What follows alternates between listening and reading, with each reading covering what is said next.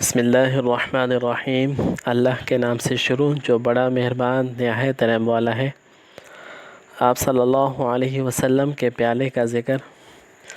آپ صلی اللہ علیہ وسلم کا پیالہ مبارک بھی اور چیزوں کی طرح نہایت سادہ تھا۔ حضرت عاصم رضی اللہ تعالیٰ عنہ فرماتے ہیں کہ میں نے حضرت انس رضی اللہ تعالیٰ عنہ کے پاس حضرت صلی اللہ علیہ وسلم کا پیالہ دیکھا، اور حضرت ثابت فرماتے ہیں کہ حضرت انس رضی اللہ تعالیٰ عنہ نے ہم کو ایک لکڑی کا موٹا پیالہ نکال کر دکھایا۔ اس میں لوہے کے پترے لگے ہوئے تھے، اور فرمایا کہ اے ثابت، یہ حضور صلی اللہ علیہ وسلم کا پیالہ ہے۔ حضرت عاصم رضی اللہ تعالیٰ عنہ کہتے ہیں کہ وہ عمدہ اور گہرا پیالہ تھا، لمبا زیادہ نہ تھا، اور نزار نامی درخت کی لکڑی کا بنا ہوا تھا۔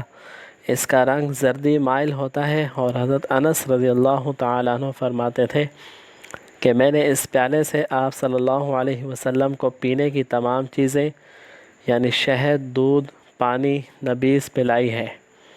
نبیذ وہ پانی ہوتا ہے جس میں کھجور یا کشمش بھگو کر رکھی ہو، اور اس میں ان کا اثر یعنی مٹھاس آ گیا ہو۔